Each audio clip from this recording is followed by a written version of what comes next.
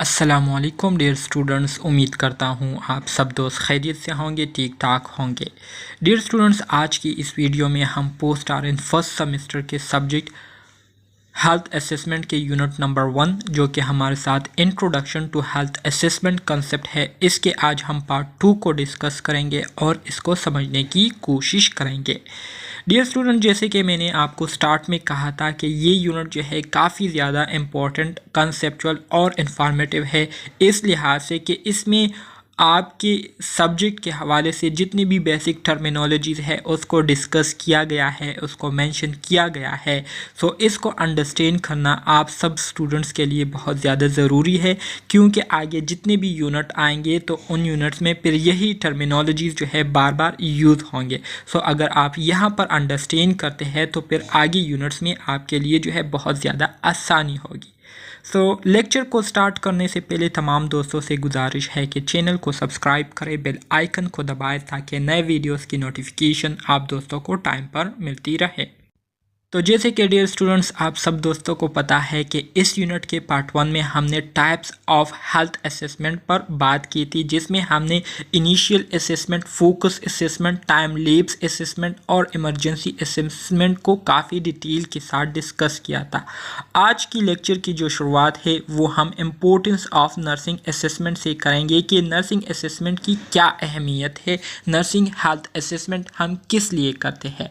तो सबसे पहली बात यह है कि नर्सिंग हेल्थ असेसमेंट ये असल में हमारे साथ एक ऐसा प्रोसेस है जिसमें हम एक सिस्टमेटिक और कंटिन्यूस प्रोसेस के ज़रिए क्लाइंट के हेल्थ के हवाले से डेटा को कलेक्ट करते हैं। ठीक है, it focuses on client responses to health problem. इसी तरह से क्लाइंट को, हमारे पेशेंट को जो प्रॉब्लम हो चुके होते हैं तो उन प्रॉब्लम को वो किस तरह से रिस्पॉन्स दे रहे हैं। ठीक है, आया वो उन प्रॉब्लम के लिए कॉन्शियस है या नहीं, आया वो अपने आप को हेल्दी देखना चाहते हैं या नहीं। तो इसको जो है हम नर्सिंग हेल्थ असेसमेंट के ज़रिए मालूम करते हैं। ठीक है, इसी तरह से the nurse carefully examine the client body parts to determine any abnormality. Nursing health assessment के ज़रिए हम क्लाइंट के जो बॉडी पार्ट्स है उसको केयरफुली क्या करते हैं, उसको हम एग्जामाइन करते हैं, उसकी हम एक्सपेक्शन करते हैं और इंस्पेक्शन के दौरान जो है हम क्या करते हैं, उनकी बॉडी में किसी भी किस्म की अगर एबनॉर्मेलिटीज़ मौजूद है तो उस एबनॉर्मेलिटीज़ को हम मालूम करते हैं। ठीक है, इसी तरह से the nurse relies on the data from different resources which can indicate significant clinical problem. जो नर्सेज होते हैं वो सिर्फ क्लाइंट की फ़िज़िकल एग्जामिनेशन से उन्होंने जो डेटा लिया होता है, साइंस सिम्टम से उन्होंने जो डेटा लिया होता है तो उस पर इन्हिसार नहीं करते, बल्कि इसके साथ साथ वो क्लाइंट्स के जो है ब्लड टेस्ट करते हैं, मुख्तलिफ़ किस्म के लेबॉर्ट्री टेस्ट करके उससे जो डेटा हासिल होता है तो उसको भी कंसीडर करते हैं, उसको भी देखते हैं और इसी तरह से किसी भी किस्म के प्रॉब्लम को फिर प्रॉपर तरीके से वो आइडेंटिफाई कर लेते हैं। ठीक है, it provide a base line use to plan the client care. ठीक है, नर्सिंग हेल्थ असेसमेंट के ज़रिए हमें ये भी मदद मिलती है कि जब हम क्लाइंट को आइडेंटिफाई कर लेते हैं, क्लाइंट के प्रॉब्लम्स को डायग्नोस कर लेते हैं, तो नर्सिंग हेल्थ असेसमेंट के ज़रिए फिर हम इन प्रॉब्लम्स के लिए एक प्रॉपर तरीके से प्लानिंग करते हैं और फिर उस प्लानिंग के मुताबिक फिर हम क्लाइंट को ट्रीटमेंट प्रोवाइड करते हैं।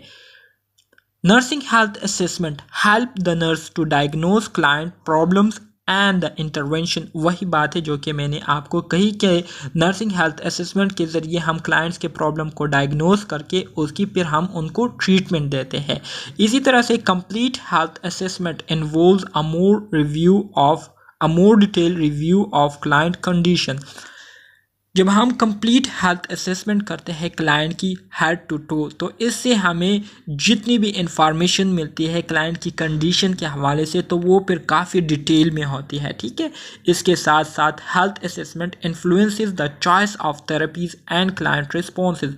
हेल्थ असेसमेंट जो है इससे जो हम क्लाइंट को थेरेपीज़ दे रहे होते हैं तो उनके लिए सबसे बेस्ट थेरेपी को भी चूज़ कर सकते हैं और इसी तरह से क्लाइंट के जो रिस्पॉन्सेज होते हैं थेरेपीज़ को तो उसको भी हम क्या करते हैं, फिर आइडेंटिफाई कर सकते हैं, उसकी हम असेसमेंट आसानी से कर लेते हैं। Assessment process. डियर स्टूडेंट्स, अब असेसमेंट प्रोसेस का मैंने आपको स्टार्ट में ही बताया था कि असेसमेंट प्रोसेस हमारे साथ एक ऐसा अमल होता है जिसमें सबसे पहले हम क्या करते हैं, सबसे पहले हम क्लाइंट की कंडीशन के हवाले से हम उनसे डेटा कलेक्ट करते हैं। डेटा को जब हम कलेक्ट कर लेते हैं तो डेटा को कलेक्ट करने के बाद फिर उस डेटा को हम एक प्रॉपर सीक्वेंस के साथ अरेंज करते हैं जिसको हम ऑर्गेनाइज डेटा कहते हैं। अब जब डेटा ऑर्गेनाइज कर लेते हैं तो एक बार फिर हम अपने पेशेंट से क्वेश्चंस करते हैं और कंफर्म करने की कोशिश करते हैं कि पेशेंट ने पहली दफ़ा हमारे क्वेश्चंस पर जो आंसर दिए थे आया वही आंसर ये पेशेंट जो है दोबारा दे सकते हैं या नहीं, या उनके जो रिस्पॉन्सेज है उसमें चेंजेस आई हुई है या नहीं। तो इसको कंफर्म करने के लिए हम क्या करते हैं, डेटा को वैलिडेट करते हैं। अगर क्लाइंट के आंसर वही सेम हो जो कि वो पहले आपको दे चुका है तो इसका मतलब ये है कि क्लाइंट जो है वो सच कह रहा है, उसे जो है किसी किस्म की कन्फ्यूजन नहीं है, और इस तरह से हम डेटा को वैलिडेट कर लेते हैं। फिर डेटा को वैलिडेट करने के बाद इसको फिर हम डॉक्यूमेंटेशन में क्या करते हैं, रिकॉर्ड करते हैं। ठीक है, अब सबसे पहले हम बात करेंगे कलेक्शन ऑफ डेटा की। कलेक्शन ऑफ डेटा में हम क्या करते हैं, क्लाइंट के हवाले से इंफॉर्मेशन को गैदर करते हैं, इंफॉर्मेशन को जमा करते हैं। अब जो इंफॉर्मेशन हम जमा करते हैं तो ये क्लाइंट की फ़िज़िकल कंडीशन के हवाले से भी हो सकती है, उनकी साइकोलॉजिकल कंडीशन के हवाले से भी हो सकती है। साइकोलॉजिकल से मुराद उनकी जितनी भी मेंटल एबिलिटीज़ या डिसएबिलिटीज़ है उसके हवाले से भी हो सकती है, उनके इमोशन के हवाले से भी हो सकती हैं, उनकी सोशियो कल्चरल जो कंडीशन है उसके हवाले से भी हो सकती है, और इसी तरह से स्पिरिचुअल फैक्टर्स के हवाले से भी हो सकती है जो कि क्लाइंट की जो हेल्थ स्टेटस है उसको अफेक्ट करती है। ठीक है, इसमें जो है क्लाइंट की जो पास्ट हेल्थ हिस्ट्री है, ठीक है, वो भी आ जाती है, जिसमें हम क्लाइंट से पूछते हैं कि आया ये प्रॉब्लम आपको जो अभी हुई है, आया ये प्रॉब्लम आपको इससे पहले कभी हुई थी या नहीं, या कोई दूसरा प्रॉब्लम आपको कभी हुआ है या नहीं। सेहत के हवाले से मिसाल के तौर पर एलर्जीज़ के बारे में पूछते हैं कि आपको किसी चीज़ से एलर्जी है या नहीं, या उनकी सर्जरी के बारे में हम उनसे पूछते हैं कि आपने पहले कभी सर्जरी की हुई है या नहीं, या कोई ऐसी बीमारी जो कि बहुत लंबे अरसे पर जो है मुहित हो और आपने उसको सफ़र किया हो। तो ये सारे क्वेश्चन हम उनसे जो है पास्ट हेल्थ हिस्ट्री में करते हैं। इसी तरह से उनकी जो करंट और प्रेजेंट प्रॉब्लम होते हैं, ठीक है, उसको हम क्या करते हैं, आइडेंटिफाई करते हैं, जिसमें हम उनसे पेन के हवाले में पूछते हैं कि पेन आपको हो रही है कि नहीं, नौजिया के हवाले से पूछते हैं, स्लीप पैटर्न के बारे में हम उनसे क्वेश्चन करते हैं। इसी तरह से उनके जो रिलीजियस प्रैक्टिसेस है उसके हवाले से पूछते हैं, वो किस किस्म के मेडिकेशन यूज़ कर रहे हैं या किस किस्म की ट्रीटमेंट जो है इस प्रॉब्लम के लिए मौजूदा हाल में जो है वो ले रहे हैं। तो ये सारे क्वेश्चन जो है हम कलेक्शन ऑफ डेटा में करते हैं। ठीक है, सो अब जो डेटा हम कलेक्ट कर रहे होते हैं तो इसके भी फिर हमारे साथ टाइप्स है। ठीक है, when performing an assessment the nurse gather subjective and objective data. Subjective and objective data के बारे में मैंने आपको स्टार्ट में ही बताया था कि सब्जेक्टिव डेटा ये हमारे साथ वो डेटा होता है, वो इंफॉर्मेशन होती है जो कि क्लाइंट, जो कि पेशेंट बजाते ख़ुद जो है वो हमें बताते हैं। मिसाल के तौर पर पहली दफ़ा जब पेशेंट हॉस्पिटल आते हैं या क्लिनिक आते हैं तो सबसे पहले वो ख़ुद जो है डॉक्टर को कहते हैं कि डॉक्टर साहब मेरे पेट में दर्द है, या मेरी आंखें जो है जल रही है, या कोई और मसला है, मुझे सांस लेने में जो है तकलीफ़ हो रही है। तो पेशेंट जो डेटा ख़ुद प्रोवाइड कर रहा होता है डॉक्टर को या नर्स को। ठीक है, तो इसको हम क्या कहते हैं, इसको हम सब्जेक्टिव डेटा कहते हैं, या सिम्टम्स कहते हैं, या कोवर्ट डेटा इसको हम कहते हैं। ठीक है, MCQs में आ सकता है कि the data that is provided by the patient itself to the doctor या नर्स व्हाट इज़ कॉल्ड। तो इसको क्या कहते हैं, सब्जेक्टिव डेटा भी इसको कहते हैं, सिम्टम्स भी इसको कहते हैं, और कोवर्ट डेटा भी इसको कह सकते हैं। ठीक है, are the verbal statement provided by the patient. ये वो वर्बल स्टेटमेंट होते हैं जो कि पेशेंट खुद अपने डॉक्टर या नर्स को बताते हैं। स्टेटमेंट अबाउट नौजिया हो गई, description of pain and fatigue are the example of data.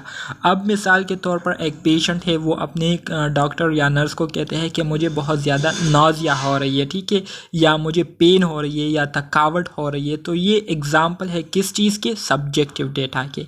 फिर इसी तरह से ऑब्जेक्टिव डेटा के बारे में भी मैंने आपको कहा था कि ऑब्जेक्टिव डेटा ये वो डेटा होता है जिसमें क्लाइंट कुछ नहीं कहता, डॉक्टर जो है या नर्स जो है वो क्लाइंट को क्या करते हैं, उनकी इंस्पेक्शन करते हैं, उनकी एग्जामिनेशन करते हैं, फिज़िकल एग्जामिनेशन करते हैं, उनकी फ़िज़िकल कंडीशन को देखते हैं। मिसाल के तौर पर किसी बॉडी का पार्ट जो है वो स्वेलन हुआ है, ठीक है, या वहाँ पर रेडनेस आई हुई है, या वो बहुत ज़्यादा गर्म हो चुकी है, तो ये इससे जो है एक ख़ास किस्म की इंफॉर्मेशन जो है वो डॉक्टर या नर्स को मिलती है, ठीक है। तो वो इंफॉर्मेशन जो कि डॉक्टर या नर्स बताते ख़ुद पेशेंट की जो असेसमेंट है, पेशेंट की जो एग्ज़ामिनेशन है वो करके हासिल करते हैं, ठीक है। तो इसको हम क्या कहते हैं? ऑब्जेक्टिव डेटा कहते हैं। ऑब्जेक्टिव डेटा को हम साइंस भी कह सकते हैं या ओवर डेटा भी हम कह सकते हैं। Are detectable by an observer और can be measured or tested against an accepted standard. They can be seen, heard, felt or smelled and they are obtained by observation or physical examination.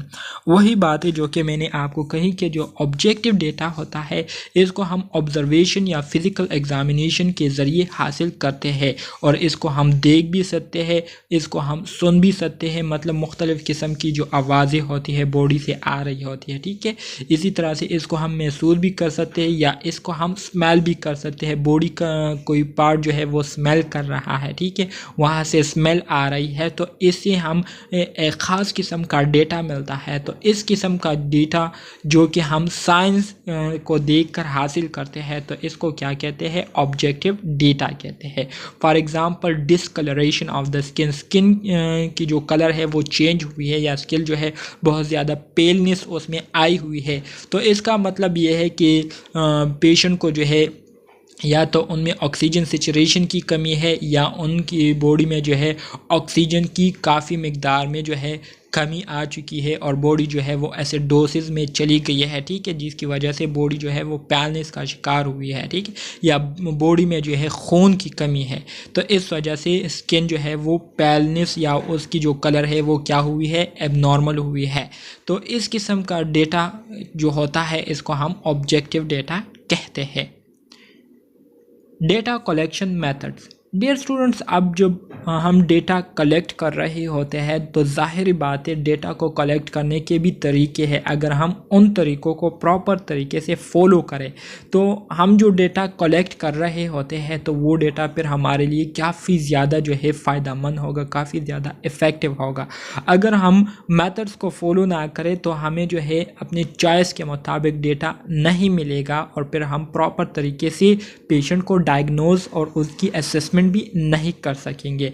सबसे पहला method जो data collection में है वो है observation. Observation में हम क्या करते हैं? ऑब्जर्वेशन में हम क्लाइंट को आइडेंटिफाई करते हैं, क्लाइंट की हम फिज़िकल असेसमेंट करते हैं, उनकी हम क्या करते हैं उनको हम देखते हैं, उनके बॉडी पार्ट्स को हम चेक करते हैं, उसकी एक इंस्पेक्शन करते हैं और इस तरह से अपने सेंसेस को यूज़ करते हुए फिर क्लाइंट की जो इंस्पेक्शन कर रहे होते हैं तो इसके ज़रिए हम डेटा जब कलेक्ट करते हैं तो इस अमल को क्या कहते हैं? ऑब्जर्विंग कहते हैं। इसी तरह से दूसरा जो मेथड है वो क्या है? इंटरव्यूइंग। इंटरव्यूइंग से मुराद ये है कि आप जब क्लाइंट के पास जा रहे होते हैं तो जाने से पहले आपको क्या करना होता है? आपको अपने साथ क्वेश्चंस तैयार करने होते हैं कि मैंने अपने पेशेंट से जो है इन चीज़ों के बारे में जो है सवालात करने हैं, इन चीज़ों को जो है मैंने अपने पेशेंट के साथ, अपने क्लाइंट के साथ डिस्कस करना है। अगर आप बाय प्लेन इंटरव्यू करते हैं तो बाय प्लेन इंटरव्यू बहुत ज़्यादा इफ़ेक्टिव होती है, उसके जो आउटकम होता है वो भी बहुत ज़्यादा होता है, ठीक है, बनिस्बत अनप्लेन इंटरव्यू के, ठीक है।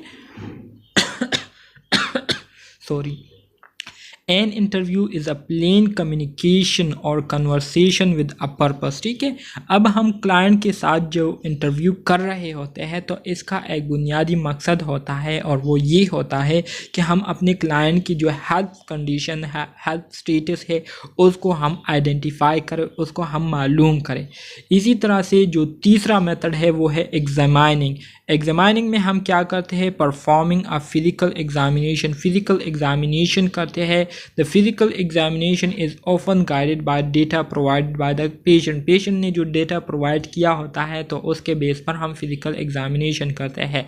मिसाल के तौर पर हेड टू टो एग्जामिनेशन जो है हम क्या करते हैं, इसमें हम सिस्टमेटिक स्टेप्स को फॉलो करते हुए क्लाइंट की जो असेसमेंट है वो करते हैं, जिसके ज़रिए हम जो इम्पोर्टेंट चीज़ें होती है उसको हम गैदर कर लेते हैं और जो अनइम्पोर्टेंट चीज़ें होती है तो उसको हम इग्नोर करके ओमिट कर लेते हैं। ठीक है, दूसरा जो प्रोसेस है हमारे साथ असेसमेंट में वो क्या है, वो ऑर्गेनाइजिंग डेटा है। ऑर्गेनाइजिंग डेटा के बारे में मैंने आपको कहा कि जब हम डेटा कलेक्ट कर लेते हैं तो उस डेटा को जब हम एक सीक्वेंस में रखते हैं, प्रॉपर तरीके से रखते हैं, स्टेप बाय स्टेप उसको जो है अरेंज करते हैं, तो इस किस्म के डेटा को हम क्या कहते हैं, इस प्रोसेस को ऑर्गेनाइजिंग डेटा कहते हैं। The nurse uses a written or computerised format that organises the assessment data systematically. The format may be modified according to the client physical status। ठीक है, वही बात है कि जो कि मैंने आपको कही कि इसमें नर्सिस क्या करते हैं, इसमें नर्सिस उन्होंने जो डेटा कलेक्ट किया होता है तो उस डेटा को जो है या तो बाय रिटन उसको अरेंज करके रिकॉर्ड कर लेते हैं या कंप्यूटराइज सिस्टम के ज़रिए उसको जो है सिस्टमेटिकली क्या कर लेते हैं, अरेंज कर लेते हैं, जिसको हम फिर क्लाइंट की जो हेल्थ स्टेटस है उसके मुताबिक चेंज करते रहते हैं। ठीक है, इसी तरह से तीसरा जो प्रोसेस है इसके बारे में भी मैंने आपको स्टार्ट में बताया कि इसमें हम वैलिडेटिंग डेटा करते हैं। वैलिडेटिंग डेटा से मुराद ये है कि जब आपके पास पहली दफ़ा क्लाइंट आते हैं तो आप जब उनसे क्वेश्चंस आंसर उनसे कर रहे होते हैं, वो आपको जो आंसर दे रहे होते हैं, तो 2-3 स्टेप्स करने के बाद फिर हम दोबारा उनसे हम वही क्वेश्चन पूछते हैं। ठीक है, और हम ये जानने की कोशिश करते हैं कि आया ये पेशेंट जो है हमें दोबारा वही क्वेश्चंस के वही आंसर देते हैं या नहीं। अगर आंसर वही है, सेम है, तो इसका मतलब ये है कि पेशेंट जो है बिल्कुल ठीक कह रहा है, किसी कन्फ्यूजन का शिकार नहीं है। लेकिन अगर आंसर में जो है चेंजेस आई हुई है, आंसर जो है वो तब्दील हुए है, तो इसका मतलब ये है कि क्लाइंट जो है या तो वो कन्फ्यूजन का शिकार है या वो आपके साथ जो है प्रॉपर इंफॉर्मेशन शेयर नहीं करना चाहता। तो इसके लिए फिर हम उनकी क्या करते हैं, उनकी हम काउंसलिंग करते हैं, उनको हम समझाते हैं। ठीक है, जिसके बाद अगर वो आपको सही आंसर दे तो इसका मतलब ये है कि इनकी जो डेटा है वो कंफर्म हो गई है, इनको असल में यही प्रॉब्लम है जो कि ये बंदा कह रहे हैं। ठीक है, तो इस अमल को क्या कहते हैं, इस अमल को वैलिडेटिंग डेटा कहते हैं। The information gathered during the assessment phase must be complete, factual and accurate because the nursing diagnosis and intervention are based on this information।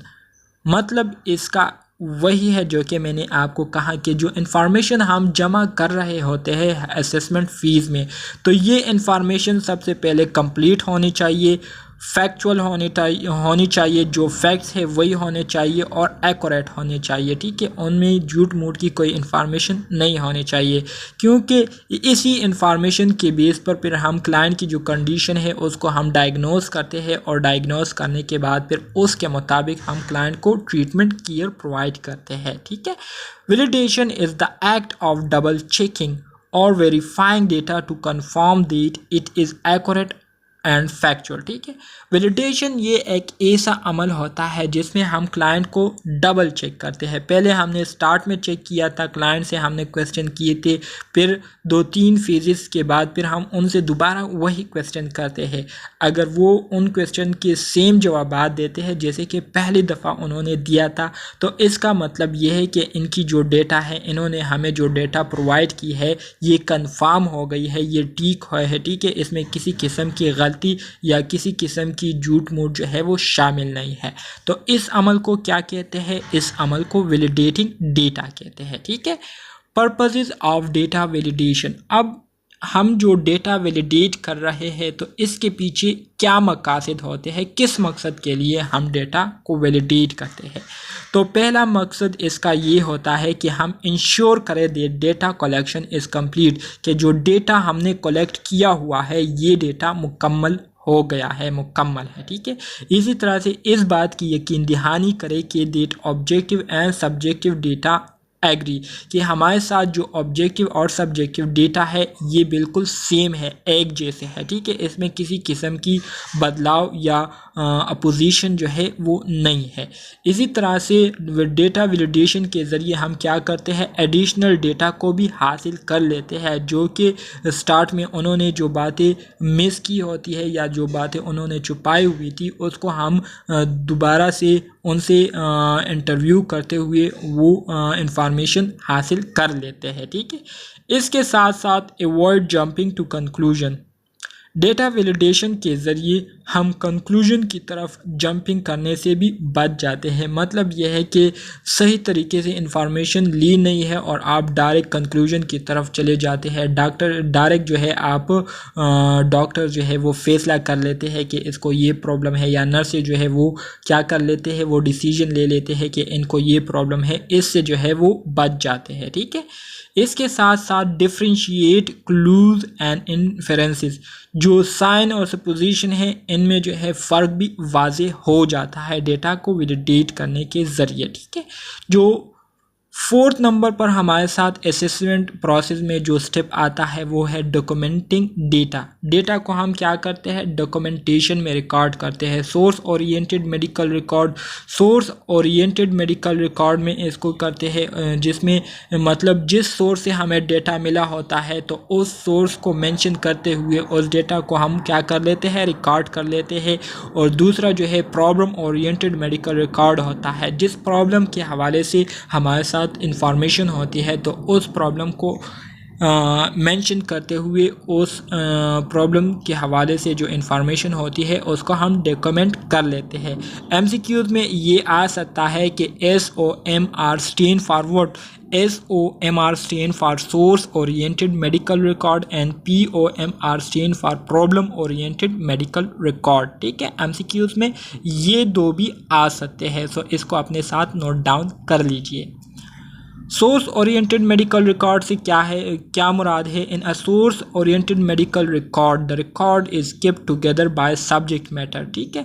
Subject matter से मुराद वही है जो कि मैंने आपको कही कि मुख्तलिफ सोर्सेज से हमने जो डेटा लिया होता है जिसमें हमारे साथ लैब्स के तमाम रिकॉर्ड जो है वो आ जाते हैं, और इसी तरह से जो प्रोग्रेस नोट्स वगैरह है इन सब को जमा करके हम क्या करते हैं, सोर्स ओरिएंटेड मेडिकल रिकॉर्ड में डॉक्यूमेंट कर लेते हैं। It is done by department, और ये काम कौन सर अंजाम देते हैं, ये काम जो है डिपार्टमेंट का होता है। सो हर हेल्थ केयर ग्रुप का जो है अपना सेक्शन होता है जिसमें वो क्या करते हैं, जितनी भी फाइंडिंग होती है उसको डॉक्यूमेंट करते हैं।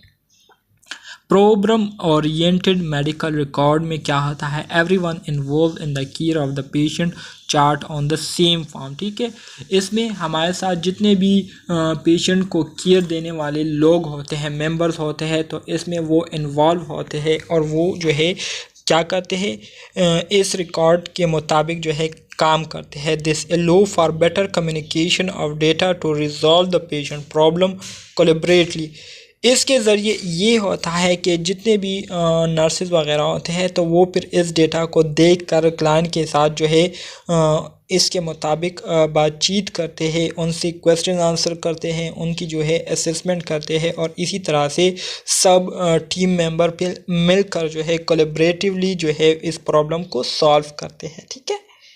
Methods of problem oriented medical record, problem oriented medical record को हम किस तरह से करते हैं, तो इसमें पहला जो मेथड है वो है पाई, ठीक है, जिसमें हम प्रॉब्लम को मेंशन करते हैं, उस प्रॉब्लम के लिए जो इंटरवेंशन है उसको मेंशन करते हैं, और उसकी जो इवाल्वेशन है उसको हम क्या करते हैं, इंक्लूड करते हैं। और दूसरा हमारे साथ डार है, डार मीन डेटा को देखते हैं, उसके डेटा के हवाले से क्या एक्शन जो है लिए गए हैं और उस एक्शन के हमें क्या रिस्पॉन्सेज जो है मिले हैं। तो इन दो मेथड्स के ज़रिए हम प्रॉब्लम ओरिएंटेड मेडिकल रिकॉर्ड को क्या कर सकते हैं, परफॉर्म कर सकते हैं। ठीक है, तो डियर स्टूडेंट्स, ये था हमारे साथ पोस्ट ऑरेंज फर्स्ट सेमेस्टर का unit number 1 introduction to health assessment concept. उम्मीद करता हूँ आपको इसकी समझ आ गई होगी, लेकिन अगर फिर भी कोई क्वेश्चन है, कोई भी कंफ्यूजन है किसी भी टर्म में, तो आप डायरेक्टली कमेंट बॉक्स में पूछ सकते हैं या व्हाट्सएप पर डायरेक्टली मैसेज करके अपनी कंफ्यूजन को क्लियर कर सकते हैं। सो मिलते हैं नेक्स्ट यूनिट में, तब तक के लिए अल्लाह हाफिज़।